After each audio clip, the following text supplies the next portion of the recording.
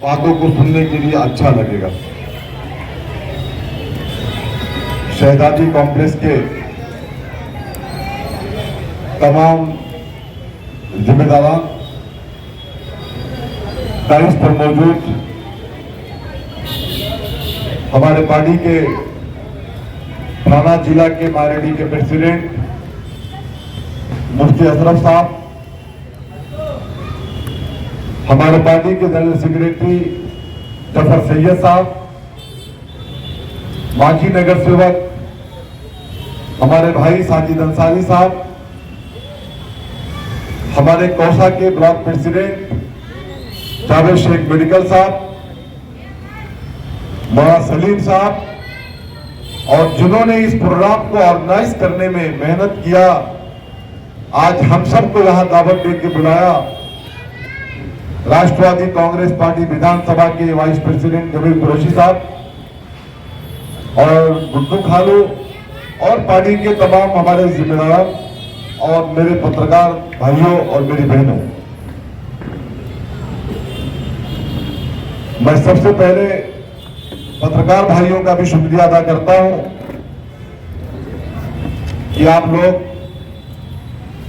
हमारे बातों को एक आईने की तरह आवाम तक पहुंचाने का आप लोग काम करते हैं।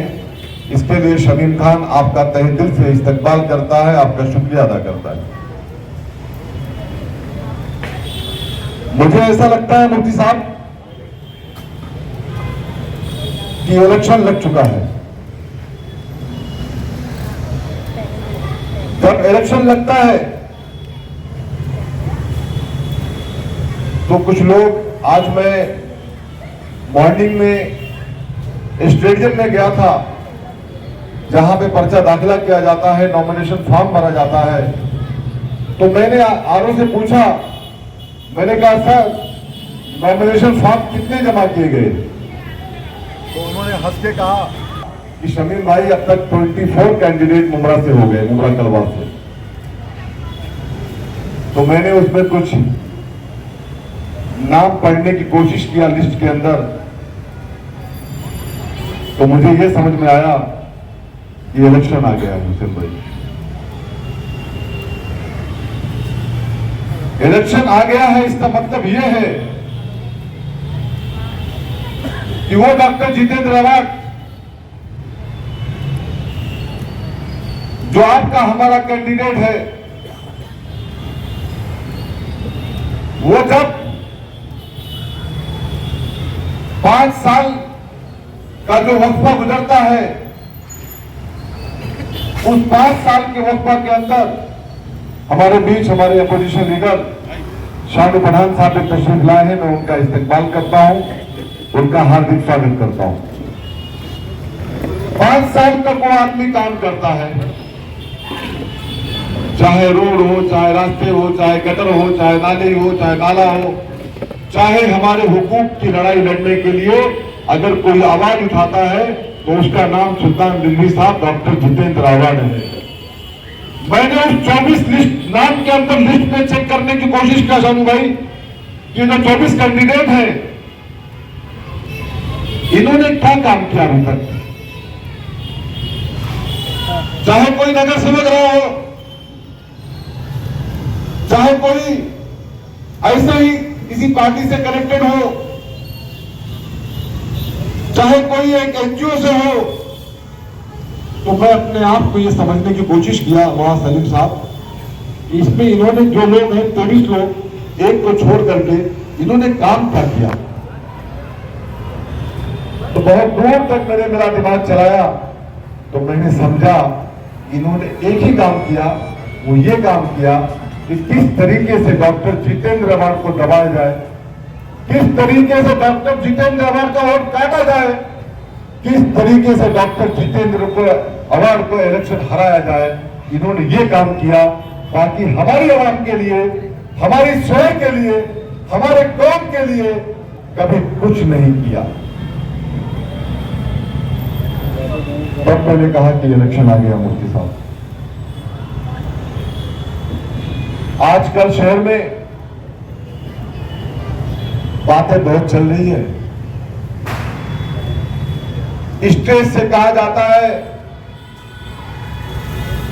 टोरेंट की बात मैं आपके बीच में करना चाहता हूं, जो पत्रकार भाई लोग सुनना भी चाहते हैं, तो आज मैं इस मंच से उनका जवाब दे देता हूं। जो लोग मुझ पे या डॉक्टर जितेंद्र रवाड़ पे छीटाकशी करने की कोशिश करते हैं, टोरेंट 2019 में आती है। ये बात शमीम खान आका रिकॉर्ड करता है। उस वक्त सरकार बीजेपी की होती है, बीजेपी हुकूमत के अंदर मुंद्रा कौवा में टोरेंट आ जाती है। तब डॉक्टर जितेंद्र रवाड़ की सरकार नहीं थी, तब सरकार तुम्हारी थी।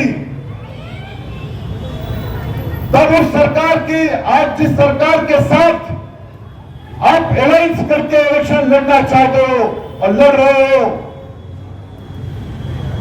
तो उस वक्त वही देवेंद्र फडणवीस साहब, जो आज अजीत दादा पवार साहब के साथ डिप्टी सीएम है, वही महाराष्ट्र के सीएम रहा करते थे।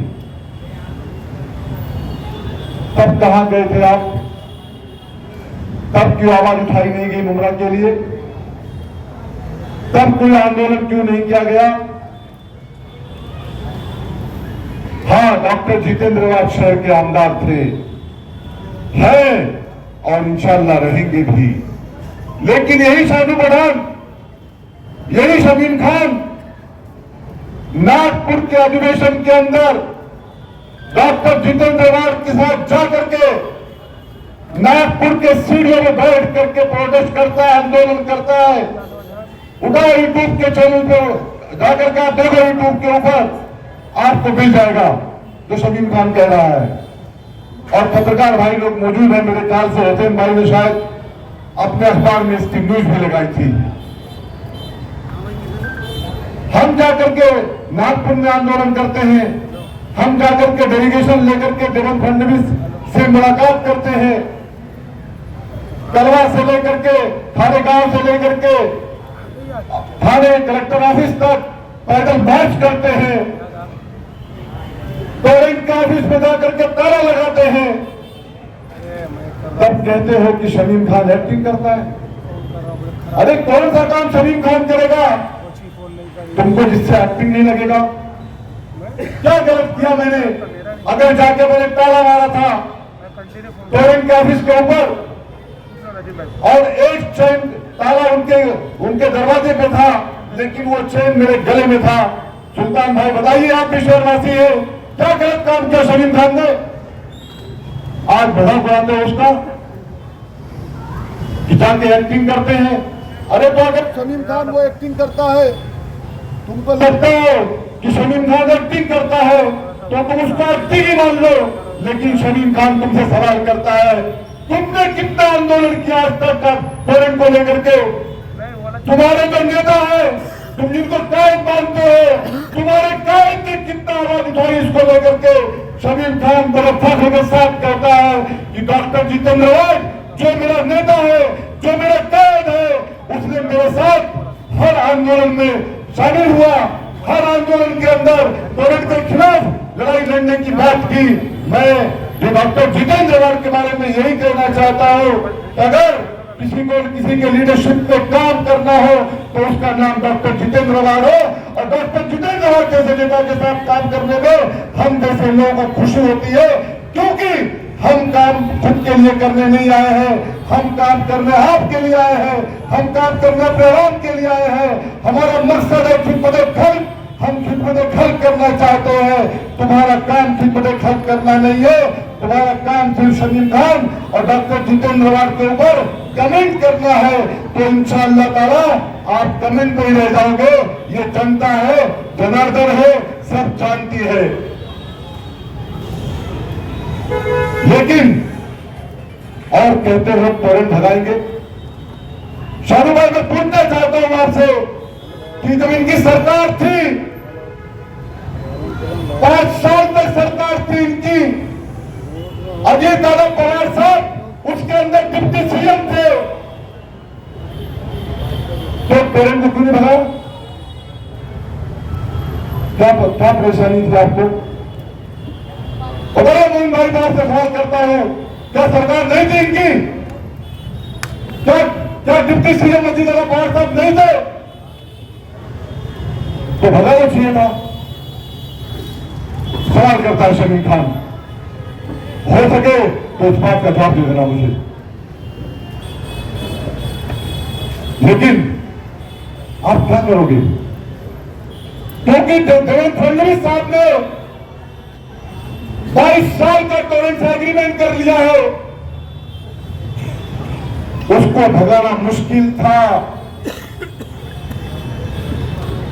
लेकिन आने वाली अगर इंशाअल्लाह ताला हमारी महाविकास आघाड़ी की सरकार आती है तो शमीम खान ये वादा नहीं करता, लेकिन हाँ ये जरूर कहता है कि जितनी प्रॉब्लम्स है उनके मीटर की, जितनी रीडिंग फास्ट है उनकी, जितनी भी तकलीफ हमारे कंज्यूमर को हो रही है, 99% उसको सॉल्व करके हम लोग देने का पूरा काम करेंगे।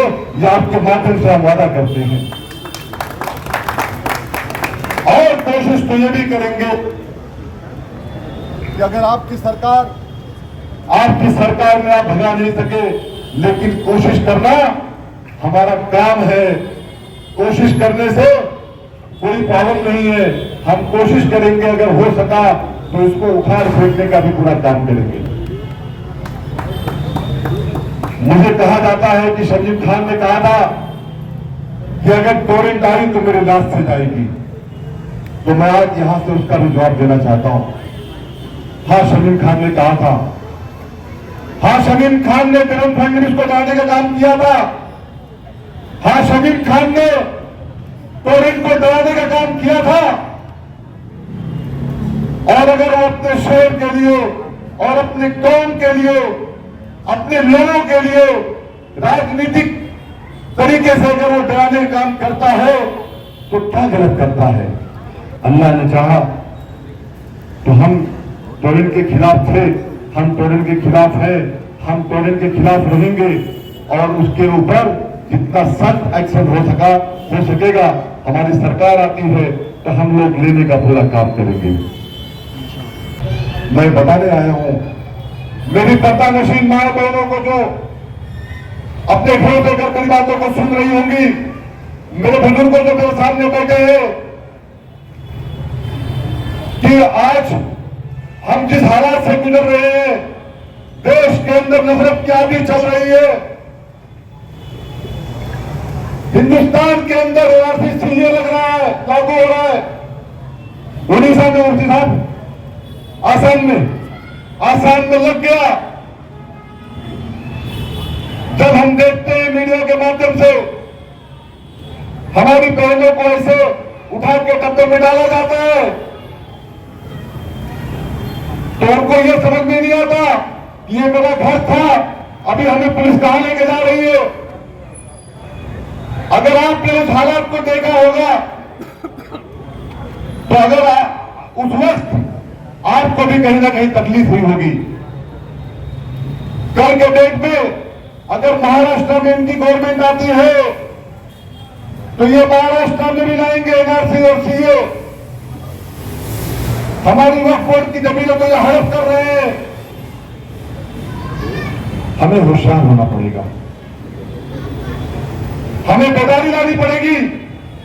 आप पैसे के लोगों को निकलना पड़ेगा, डोर टू डोर जाकर के बताना पड़ेगा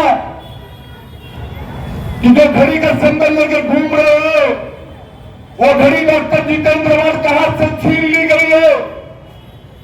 वो घड़ी वो 85 साल के उस बाप से छीन ली गई है जो कैंसर पेशेंट है, जो कैंसर पीड़ित है, जो चल नहीं सकता रास्ते में ठीक से, उस बाप को घर से बाहर निकाल दिया गया, उसकी घड़ी छीन ली गई। और वो घड़ी छीन करके अगर खुद के हाथ में पहन लेते तो शायद हम भी बात नहीं करते उनके बारे में, लेकिन घड़ी पहना दी गई किसके हाथ में? नरेंद्र मोदी के हाथ में। और चाबी किसके हाथ में? चाबी अमित शाह के हाथ में। और मैसेज चल रहा है शहर में शानू भाई कि घड़ी की निशानी घड़ी हेलो सेल डाउन है सेल